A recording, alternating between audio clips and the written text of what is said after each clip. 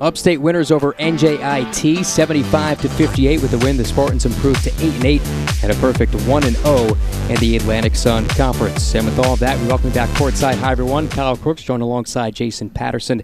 Glad to have you aboard. And Jason, let's recap this game a little bit. You look at two players in particular for USC Upstate. Raven Jefferson led the way in scoring, but Riley Popplewell, what a performance by her. Well, double-double. How about those two late blocks when NJIT was trying to battle back? She has a career evening, and it comes to get the Spartans started off on the right foot in conference play. And Kyle, this is a game where a strong start, a solid finish. It was the first and fourth periods that Upstate used to propel themselves to the win. Well, let's take a look back at some of the highlights from this contest between these two teams. And the scoring got started early by Alana Dudley and Tatiana Torres. NJIT proved early they could score.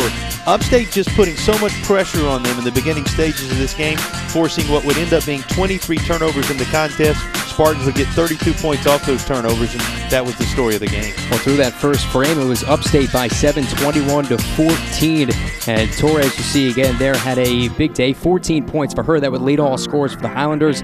Leah Horton, presence down low, was in foul trouble. You saw NJIT at times was able to capitalize off turnovers, but it was Upstate. It was plus 18 in points off turnovers and able to hit some big shots from outside, and Riley Popplewell inside as well. You talk about outside shots, 11 threes in 23 attempts, including 4 from Bailey Wentzler. So you take Popplewell's effort inside and throughout. You look at the way Wentzler was able to shoot from outside. Good formula for Upstate.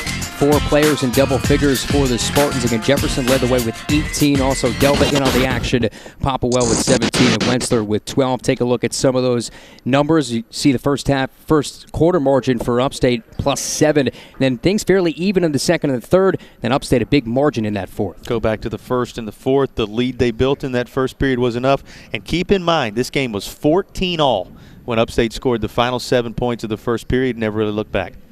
Well, more Spartan basketball to come on ESPN3 as Upstate will host North Florida, a 7 o'clock tip-off. You could watch it on the Watch ESPN app. That is Thursday. Again, tip-off around 7 o'clock. Big thanks to our crew inside the Hodge Center. For Jason Patterson, I'm Kyle Crooks saying so long and good night from Spartanburg, South Carolina.